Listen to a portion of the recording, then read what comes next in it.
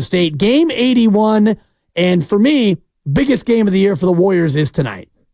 No doubt. And they get a Pelicans team. You said we're not getting Brandon Ingram, or we are? I think he's out. I was looking at the ESPN report. He is out. That's huge. Out until Feb 14, which would be their final game Sunday.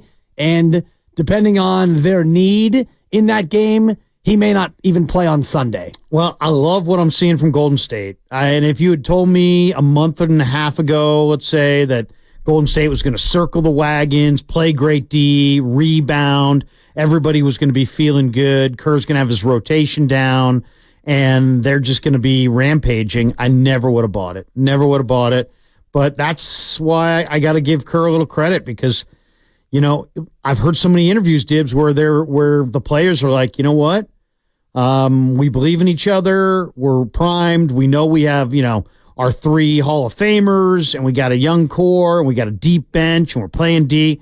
So, I mean, they feel good. Warriors are feeling good, and if you're a Warrior fan, you got to be feeling good. I'm optimistic about tonight. Yeah, I'm optimistic, but I'm also cautiously pessimistic, if that makes sense, based on what I saw last night from New Orleans. 135-123 over a depleted Sacramento, admittedly. But watching New Orleans, even without Brandon Ingram, who won't play tonight, they've got a way to beat you in 3 or 4 different ways. Zion Williamson, finally healthy in the association, and he's playing as well as he has going back to his days at Duke. And C.J. McCollum is fitting great with that team. They've got Valanciunas, a big who can pose problems against any team. Certainly Golden State can have to match up with TJD. I'm a little worried about New Orleans and just how well they've been playing. Yeah, no, I mean, they've got length and athleticism and youth, and, you know, that team's really, I mean, the closer you look at that team, you're like, wow, they got a lot of talent on that team. So, yeah, it'll be a challenge, but no Ingram, second half of a back-to-back on the road. You know, what did I hear Fitz say last night? The Warriors played the most back-to-backs of any team in the league? That sounds about right. And I think they have a fantastic record. I want to say this will be their 17th back-to-back on the year, and are they 11-5, Grandy, in the second half of back-to-backs? It's a good record. I will find the exact number for you. Okay, because I had it before a few back-to-backs ago, and they were on the order of like 10-5 or 9-5. They had a great record in the second half of back-to-backs, but as far as tonight goes and the difficulty of the back-to-backs, because both team has it, New Orleans might be a little bit easier, having just gone from Sacramento to Golden State. I would imagine they drove, or would you take that 28-minute flight? I mean, you've got your plane there. It's a Greyhound. It's a luxury Greyhound. You've trip. got your plane there. You know, you've got your New Orleans charter already there. So I guess you would fly, or would you fly it empty and have the guys just take a bus ride, which is a little bit easier on the body? Yeah, I think you drive. I don't think you fly. But either way, because the plane's got to get here no matter what. Golden State's got to bring.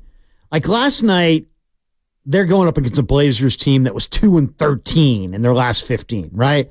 And still, that was anybody's ball game in the fourth, you know? So, and then Golden State spurted, and that was it. They can't rely on that tonight. They can't rely on, we're just going to throw our jocks out there, run around for 3 quarters, and spurt at the end and pull away. If they don't bring a better energy off the tip, this could get away from them before the fourth quarter. The 17th set of back-to-backs, really quick. 17th set ends tonight. The Warriors are 13-4 in the first games of back-to-backs and 10-6 in the second. Thank you, Grandy. That's pretty good. 10-6 is not bad. I mean, 13-4 is also really good. That shows that they're probably going for it most of the time. Last night, notwithstanding, because last night you rested a couple of guys, Clay and Draymond. GP2, we don't know yet if he'll be able to give it a go tonight or not, but to be 10-6 on the second half of a back-to-back with an older team and a lot of these coming on the road, that to me is one of the more impressive stats for this team all year. Yeah, the thing that I love about Golden State right now, it's the blend. It's the blend of the youth with Podziemski and Kuminga and TJD with, Draymond's playing well. Clay's playing incredibly well. And it's amazing that we're kind of asking about Steph, because Steph is obviously the fulcrum of the whole franchise. But if he could somehow, he looks a little weary. And it's like it would be nice. I know there's more playoff rest and that kind of thing, but how do you get him rested and still make a run? I'd feel a little bit better if he looked a little fresher, but maybe he's got a level he can get to. Yeah, hopefully they can get to it soon because 2 games left to go. You need them both if you're going to try to climb up to get into the 8th seed. You would need 2 wins and at least 1 Sacramento loss in order to secure the 8. You no longer can climb up to the 7. If you're the Golden State Warriors, you could be 8, 9, or 10. Obviously, if you can wind up tied with the Lakers, then you would get the 9. If you wind up tied with the Kings, then you fall behind Sacramento and you'd be the 9. You really want to win both and maybe have Sacramento get a hiccup against Phoenix, climb over the Kings and wind up as the 8th seed. If you wind up as the 10, I don't think it's that much more of a difficult road.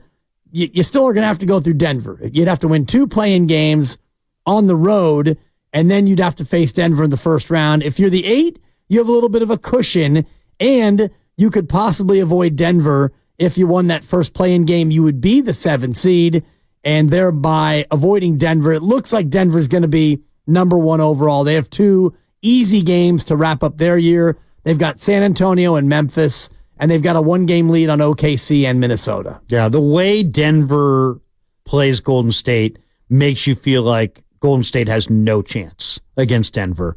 So I don't know they have a great chance against anybody else, but they really don't have a chance against Denver. Denver's entire team's in their prime. Jokic just does what he wants. It just seems like Denver has their number, and that's the bad matchup. If they can avoid Denver, I could see them pulling a first-round upset. I really could. And it sounds crazy, but they've got a lot of experience on their side, and they've brought their young players along this year. I mean, whoever thought that TJD, 57th pick in the draft, 3 picks before the end of the draft, would be better than James Wiseman? And that's what he is. He's better than James Wiseman. He had 4 blocks last night. He knows how to play. He knows how to position. He can pick and roll. I mean, the guy, it's amazing to me what TJD is. And I'm still shocked that he fell all the way to 57. He played in the Big Ten. Yeah. His dad's Dale Davis. The guy can pass. He can block shots. He can rebound. He averaged 20 a game in the Big Ten, and he went 57th. I mean, it's mystical. To me, it's a total mysterious question why he fell that far. Well, it was a bit of an inside job if you look deep inside the draft because with his agent, you mean? His agent being Mike Dunleavy's brother, and the agent let it be known that they were not going to accept a deal that was not fully guaranteed in that first year. So, as other teams were looking at him as a second-round possible pick, you don't want to guarantee fully a guy that late in the draft, that late in the second round, and the Warriors were willing to do so, and therefore he was able to slide all the way down to Golden State with Mike Dunleavy's brother being the representative and him obviously liking the player as well, and there you have it. Golden State's got a 24-year-old big, and that's another thing for me as to why you could look at him as better than James Wiseman. He's older than James Wiseman, and he's played more high-level basketball than James Wiseman. So for me, it's not that surprising that he's better than Wiseman. The shock for me is that Wiseman's not better than he was when he was 18. Well, it shows you got to love ball. I kind of question whether James Wiseman really loves ball. I mean, I think he's dying to get home. He's not working on his game. I mean, no, he's had a better year, but I mean, TJD understands, positioning. I thought he did a nice job. I know Ayton had some good numbers last night, but I thought he did a nice job on Ayton.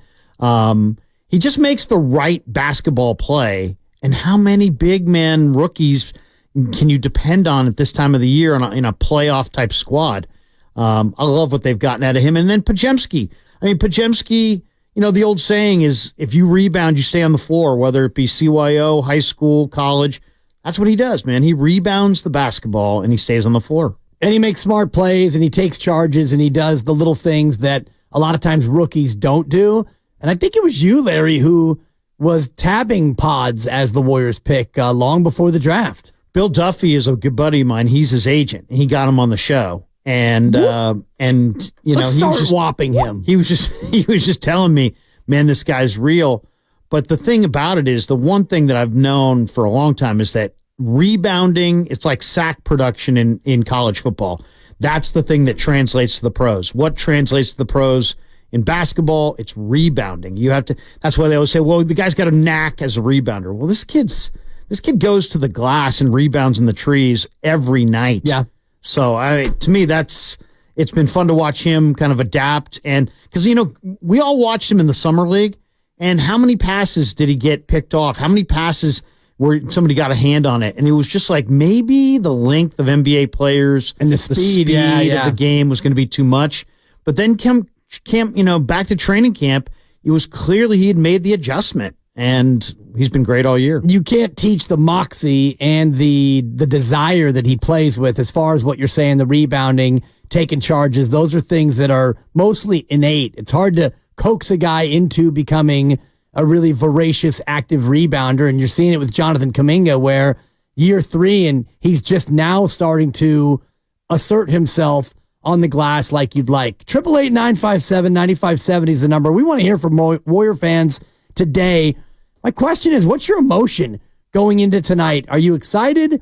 Are you nervous? Is there trepidation about New Orleans? Are you feeling like this Warrior team has got a good run in them to get to the 8 seed? For me, Larry, you've got to be the 8 in order to have a chance to, quote, go on a run. You need to be the 8.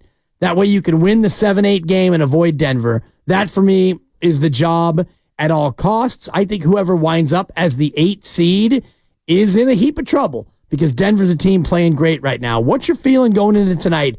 888-957-9570. I'll say I'm excited, Larry, for sure. Biggest game of the year, but my prevailing feeling is I'm nervous after watching New Orleans last night, going back and forth between those games.